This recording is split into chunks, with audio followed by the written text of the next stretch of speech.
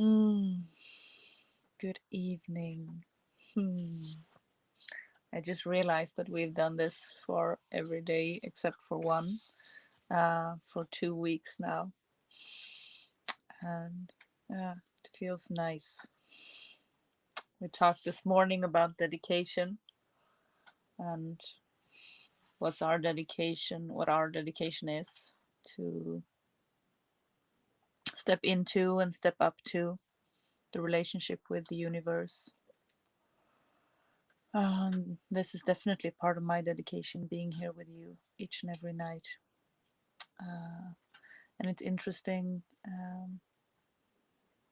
to to see some of you coming back over and over, some of you stepping into the space once in a while when you feel you need it, and it feels it's sacred for me being here with you, dedicating my time and my energy and my space and opening that up. So thank you so much for being here with me and for taking your place in this circle. And I love if you do that actively and just write a hi, letting me know you're here. No matter if you watch this, hey Yunita, beautiful. No matter if you watch this live or afterwards, for me it's energetically beautiful to just know which people I connect with in this ceremony. Oh, I love being here with you, Anita. It's thanks to Anita that we are here, actually, because this book came. She's my goddaughter, and when this book came, I read out loud for her and Victoria, who lives here with us, from the book, and it was such a strong experience to share that. So I said that, okay, this means I need to share this live with all of you. If we can have such strong experience out of reading a couple of pages of this book, then uh, how could I shy away from that? Mm. So it feels beautiful. And today we're stepping into the north. So let's take a couple of deep breaths together to land into our bodies, into this circle, into the earth and the space where you are at. Mm. I read the first part, the introduction to the north, yesterday, but I will do it again now. Wasiyata, north, the earth medicine. The old people came literally to love the soil, and they sat or reclined on the ground with a feeling of being close to a mothering power. Their teepees were built upon the earth, and their altars were made of the earth. The soil was soothing, strengthening, cleansing, and healing. That is why the old Indian still sits upon the earth instead of propping himself up and away from its life-giving forces. For him, to sit or lie upon the ground is to be able to think more deeply and to feel more keenly. He can see more clearly into the mysteries of life and become closer in kinship to other lives about him. Chief Luther Standing Bear. Winter. These are the months when we enter the time of the dreaming bear. It doesn't matter if you don't live in a place where bears do, or if you live in a place where it doesn't snow. It only matters that you begin to become aware of the energy signature associated with this season. This is the time when the earth sends signals to her children that it's time to slow down, to define things that are unclear, to get organized and to plan for the upcoming spring. Winter is a time of renewal, regeneration, and gathering with the community to share our knowledge, skills, and stories. It's a time to reflect on our lives and the world around us, to write down our plans, to create our vision boards, to ask ourselves what we need in the upcoming year, and to plant our intentions. This is a time to sit down with our significant others, our parents, and our children, and ask them what we can do for them in the coming moons. This is the season in which we decide and rededicate ourselves to being disciplined in walking the red road, working with our medicine and with our people. It's important to contemplate our understanding of and relationship with the concepts of nourishment and rejuvenation. We should also reevaluate the reasons why we're always hurrying, and especially the meaning of intention. All of this is done with the knowing that spring is coming, and like the bear, we are preparing to emerge from our dens, hungry, thirsty, and ready to engage the world once again. The lessons of the North have to do with all the ups, downs, and everything in between of being a human being. The teachings of this sacred direction are connected with all the raw and primal elements of having a human body, having human feelings, and working through the daily human experience of this journey through the wild divine. Essentially, these lessons are the foundation of our human conditions and the human endeavor. The element Unsi Maka, earth.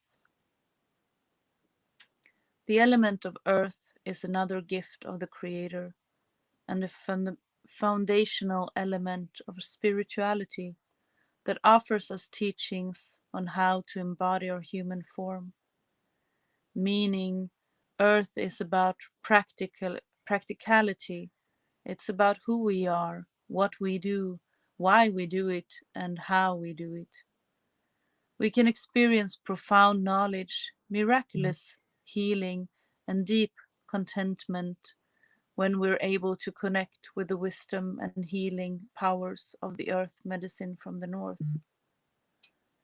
There are ailments and issues in our lives that can only be learned or healed by having our bare feet on the ground, our hands in the soil, or our bodies in the water in quiet observation, and with all our senses receiving the natural earth energy swirling around us. But people rarely, if ever, make the effort to connect with the earth in such a way. In our modern society, the most common way people connect with the earth is through some sort of recreational activity on a field of manicured grass or exercise on the well worn trail, which is something, but it's not all the same as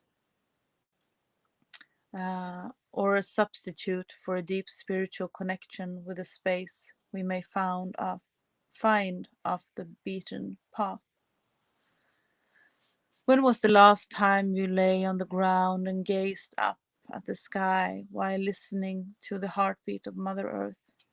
So many people don't realize that we can actually hear the breath and the heartbeat of our Mother Earth. Some have never done this before, and for others, it may have been much too long since they've last made this connection. In order to understand nature, we have to dive in heart first, and that requires as much attention and earnest work as any other meaningful relationship in our lives. In our world, There are people who not only have a deep spiritual relationship with earth energies, but are able to communicate with them and use the ability to help others connect with profound knowledge and healing. Genuine healers say that they are not the ones healing anything or anybody. They are merely holding space for the people to connect with the knowledge to heal themselves. In fact, I say, I'm only an instrument through which spirit connects. I'm a human man. If a person is not ready or willing to connect within, then they won't be able to understand this knowledge or be healed with this medicine. I have no authority to say who is or is not ready to or able. That is for each person's spiritual counsel to be asked and uh, accept. When we're ready to connect with this type of healing and spiritual knowledge, we must be willing to work on our personal relationship with Mother Earth and Father Sky and our ability to think indigenous in a modern world. We'll discuss building relationship with Father Sky a bit later, but our first question is this moment at this moment is how do we begin a spiritual connection with Mother Earth when we're so disconnected from her? Just as with any significant relationship, we have to work on our relationship with Mother Earth with great integrity, intention, reverence, and consistency. In other words, we have to fall in love with her. She is the sand, the rocks, the soil, and all other similar matter that holds a nurturing space for practically everything on this planet. Imagine the sheer enormity of what it would feel like to be the home for all the sentient beings that live in or on you, as well as the cosmic level of love it takes to nurture every form of life. Imagine the sight of the sunrise. There are stories of angels gathering at the dawn because of the heavenly beauty. And if you ever watch the sunrise, you'll see when the particles of light hit each living cell of every being, how each light wave makes up and brightens everything it touches. But step away from the cosmic for a moment. The everyday things we do in life, cooking and eating, working and reading to our children, playing sports and laughing with friends, are as much a part of connection with spirit as the moments we spend in prayer. Our prayer is how we walk in this world, and our life is our ceremony. This doesn't mean that every moment in our life is going to feel like it being lived in perfect harmony. We can't hear that harmony up close. You'd have to pull back to a cosmic view again for that. In order to remain a part of the silent harmony, we need to connect with our senses of dignity. Dignity is the earthiest of all human values and is associated with the North. Dignity teaches us how to embody our body while we're here in our human experience and doing the work of connecting to and building an intimate relationship with Mother Earth. That respect for Mother Earth starts with the respect we have for ourselves. Our whale relatives were designed with no significant method of defense and are placed by the Creator to live in, by human standards, the most hostile environment on Earth, the open sea. The whale people show all other animal nations that genuine nobility does not require uh, jeweled crowns, manufacture aristocratic title, or even being an apex predator. The whale people elicit awe, elicit awe for being the living embodiment of noble dignity. People all over the world out onto the ocean, right onto the ocean, to experience this dignity up close and personal. Genuine noble dignity is only possible with a total release of control. In other words, we walk away from our own sense of dignity when we allow or apply oppression on anything or anyone else. We know that it means to respect someone for who they are, or for what they've achieved, or for the way that they do something that we regard as meaningful. Dignity is our inner sense of respecting who we are, what we've achieved, and how we behave. Essentially, dignity is how we respect ourselves. Dignity is more than just our inner feeling of self respect or self confidence. It has both of these qualities, but it also includes an internal sense that we are worthy of the divine right of the very best that the universe has to offer in terms of love, harmony, wisdom, and joy. Dignity is the root level value of who we all are as human beings. But many people find it difficult to feel this supreme level of self worth because it requires a supreme level of self love. The thing is, it doesn't matter what we've done in our past or where we're at in our life, because we are all worthy of a fundamental sense of human dignity. We are all a reflection of each other and our environment.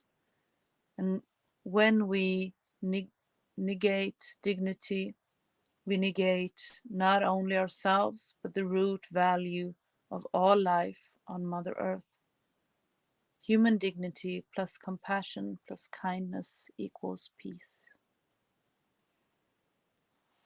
If we remove human dignity, compassion, or kindness from society, there will be crime, conflict, and suffering, and there will be those who construct and claim some righteous privilege to own the land, to draw lines on maps and build walls based on race, ethnicity, and delusion.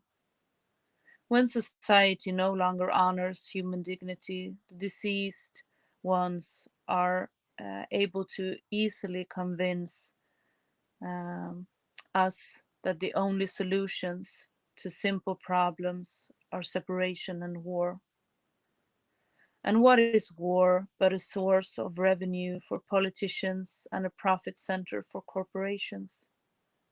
This is what it mean is this is what is meant when we say uh, the defilement or lack of dignity is the root cause of much of our human suffering. Let's put our hearts and minds together and see what life we can make for our children. Chief Sitting Bull. And I think that's a beautiful place to end this evening ceremony. Tomorrow we're stepping into the indigenous virtues, compassion and empathy. Such beautiful, beautiful wisdom. Thank you so much for being here with me through that, opening up and integrating and letting it change us and find our way home to ourselves. Ah, wish you a safe journey into the dream world and so much love.